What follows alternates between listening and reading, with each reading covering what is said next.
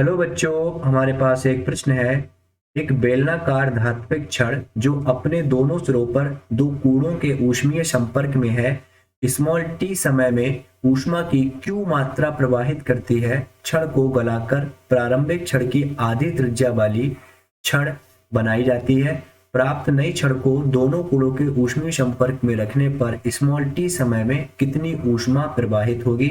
चार विकल्प हैं, Q/4, Q/16, 2Q या फिर Q/2। तो आइए हम अपने प्रश्न से संबंधित मुख्य अवधारणा को समझते हैं। मुख्य अवधारणा में हम एक बेलनाकार छड़ को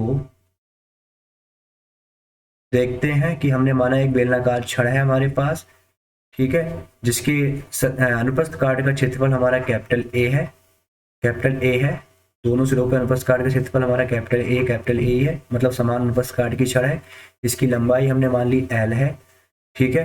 और हमने माना कि इसके इस सिरे का जो ताप है वो θ1 है, इस दूसरे सिरे का ताप θ2 है।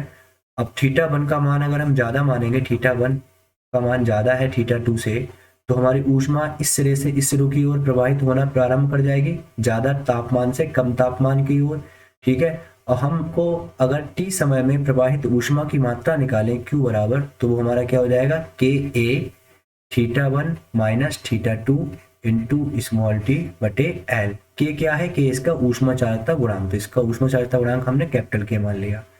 अब हम अपने प्रश्न की ओर आते हैं। हमारे प्रश्न में बताया गया है कि हमारे पास एक बेलनाकार छड़ है, बेलनाकार एक छड़ है, और उस छड़ की जो हम मान लेंगे कि उस क्षण की जो अनुप्रस्थ काट के क्षेत्रफल हमने कैपिटल ए मान लिया, इसके पहला सिरा है उसका तापमान θ1 और दूसरा सिरा का तापमान θ2 मान लिया, और ये क्षण जो है हमारी दो कूड़ों के संपर्क में है, हमने मान लिया उनका तापमान θ1 व θ2 है। इसकी लंबाई को हम L1 मान लेते हैं, ठीक है। और इसकी जो त्रिज्या है त्रिज्या को हम R1 मान लेते हैं। त्रिज्या हमारी क्या हो जाएगी, R1।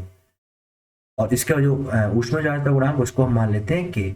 तो हम इसमें से अगर प्रवाहित ऊष्मा का मान निकालना है, यदि θ1 का मान ज्यादा है θ2 से, तो प्रवाहित ऊष्मा जो होगी वो हमारी इस डायरेक्शन में हमारी Q ऊष्मा प्रवाहित होगी, उसका मान अगर हमें निकालना है तो हमारा क्या हो जाएगा, Q बराबर KA A1। इसका हमने अनुप्रस्थ काट क्षेत्रफल A1 माना, A1 क्या हो जाएगा, θ1 माइनस θ2 इंटू स्मॉल टी बटे बीच इसकी क्षण की लंबाई क्या हो जाएगी, L1। अब इन्होंने सवाल में बोला है कि इसी छड़ को पिघलाकर हमें दूसरी छड़ बनाई है हमने, लेकिन वो दूसरी छड़ जो बनाई है उसकी त्रिज्या जो है वो प्रारंभिक त्रिज्या की आधी है। जब आधी होगी तो इसका तात्पर्य ये होगा कि छड़ जो हमारे पास अब की बार जो बन के आएगी वो पहले की तुलना में कुछ पतली छड़ होगी, लेकिन उसकी लंबाई जो होगी वो बराबर होगी, क्योंकि हमने उसी छड़ को पिघला के बनाया है। तो आयतन कैसा रहेगा, बराबर रहेगा। तो त्रिज्या अगर हमने कम कर दी तो हमारी लंबाई खुद ब खुद बढ़ जाएगी। तो हमने इसकी लंबाई हमने मान ली L2 है, ठीक है। और इसकी हमने त्रिज्या मान ली वो R2 है, त्रिज्या हमारी R2 है। अनुप्रस्थ काट का क्षेत्रफल हमने मान लिया इसका A2 है, ठीक है। इसके पहले वाला सिरा जो है प्रथम सिरा उसका तापमान θ1, इसका दूसरा सिरा है उसका तापमान हमने θ2 मान लिया। और अगर θ1 का मान θ2 से ज्यादा है तो हमारी ऊष्मा प्रवाह की दर होगी वो कुछ इस तरह से होगी Q, ठीक है। चूंकि क्षण हमारी सेम है, जो प्रारंभिक क्षण थी वही क्षण हमारी है, उसी पदार्थ की बनी हुई है, उसी को पिघला के बनाया है, तो ऊष्मा चालकता गुणांक यहाँ भी हमारा के ही काम करेगा। और सवाल में बताया है कि जो नई वाली जो क्षण बनी है पिघला के बनाई है उसकी जो त्रिज्या है वो प्रारंभिक त्रिज्या की पुरानी वाली त्रिज्या की आधी है। तो R2 बराबर क्या हो जाएगा, R1/2। तो इसके लिए अगर हम Q का मान लिखें, हमने यहाँ माना कि इसकी ऊष्मा जो प्रवाहित हो रही है इसका मान, इसको Q1 मान लेते हैं, इसको Q2 मान लेते हैं। तो इसमें जो ऊष्मा प्रवाह की मात्रा है वो Q2 बराबर क्या हो जाएगी, KA2 θ1 minus θ2 into small T, समय का मान दोनों जगह बराबर रहेगा, और दूरी क्या हो जाएगी हमारे पास, L2 हो जाएगी, ठीक है। तो हम अभी समझ लेते हैं कि इनका जब आयतन बराबर होगा, इसको हम समीकरण 1 नाम दे देते हैं, समीकरण 1। इसको हम बोल देते हैं समीकरण 2, ठीक है। अब चूंकि इनका आयतन बराबर था, क्योंकि एक ही क्षण को पिघलाकर दूसरी क्षण बनाई गई, तो आयतन बराबर रहेगा दोनों स्थितियों में। तो हम लिख सकते हैं पहली क्षण का आयतन बराबर, पहली क्षण का आयतन बराबर क्या होगा हमारे दूसरी क्षण के आयतन के, दूसरी क्षण का आयतन,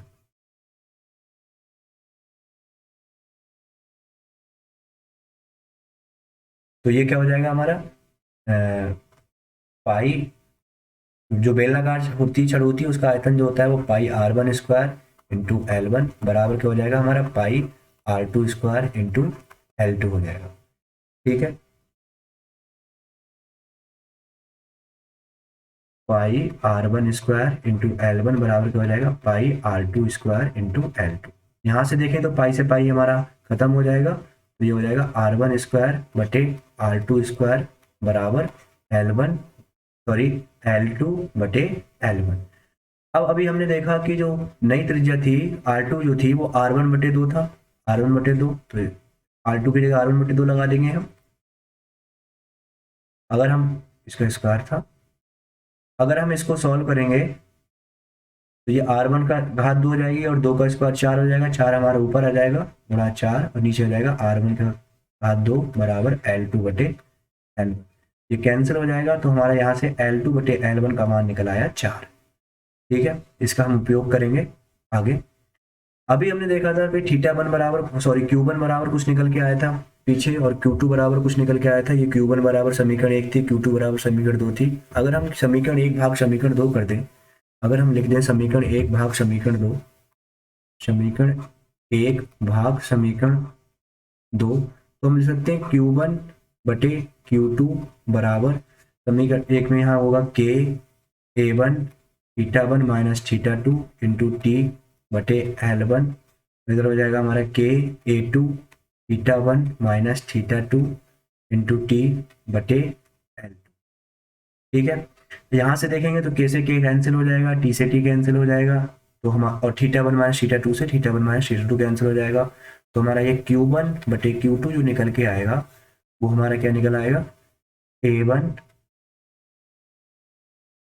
बटे A2 इंटू L2 बटे L1। ये L1 ऊपर L2 ऊपर पहुंच जाएगा तो हमारा कुछ A1 निकल के आ जाएगा। A1 की जगह हम लगा सकते हैं पाई R1 स्क्वायर, A2 की जगह पाई R2 स्क्वायर गुणा L2 बटे L1, तो ये Q1 बटे Q2, पाई से पाई कैंसिल हो जाएगा हमारा। ठीक है, अगर हमने अभी पीछे देखा था R2 बराबर क्या था हमारे पास, R2 बराबर था हमारा R1/2, तो हम R1/2 इसका घात 2 लगा देंगे गुणा L2 बटे L1, ये क्या है θ1 बटे θ2, तो ये R1 स्क्वायर से R1 स्क्वायर कैंसिल हो जाएगा, तो हमारा ये कुछ इस तरह से निकल आएगा Q1 बटे Q2 बराबर R1 स्क्वायर से R1 स्क्वायर कैंसिल हो जाएगा, 2 ऊपर पहुंच जाएगा तो ये जाएगा 4 गुणा L2 बटे L1। अब देखो पीछे हमने मान निकाला था L2 बटे L1 का मान 4 निकाला था, तो उसको हम लगा देंगे तो ये आएगा 4 चौक 16, तो Q1 बटे Q2 बराबर आ जाएगा हमारा 16। सवाल में हमको दे रखा है Q1 का मान, सवाल में Q1 नहीं मतलब ऊष्मा की मात्रा Q दे रखी है, प्रारंभिक ऊष्मा की मात्रा जो है वो दे रखी है Q दे रखी है, तो प्रारंभिक ऊष्मा को हम Q लगा देंगे बटे Q2 बराबर 16। तो ये अगर हम Q2 को इसे ले आएंगे तो क्या हो जाएगा Q बराबर क्या हो जाएगा 16 Q2, तो Q2 को अगर हम 16 को इस पार ले आएंगे तो हो जाएगा Q बटे 16 बराबर Q2। तो नई ऊष्मा की मात्रा जो आई वो प्रारंभिक ऊष्मा की 1/16 गुना आई। तो अब हम अपने विकल्प को चेक करते हैं, तो विकल्प नंबर बी हमारा ठीक आंसर है। तो आशा करता हूँ आपको उत्तर समझ में आया होगा। धन्यवाद।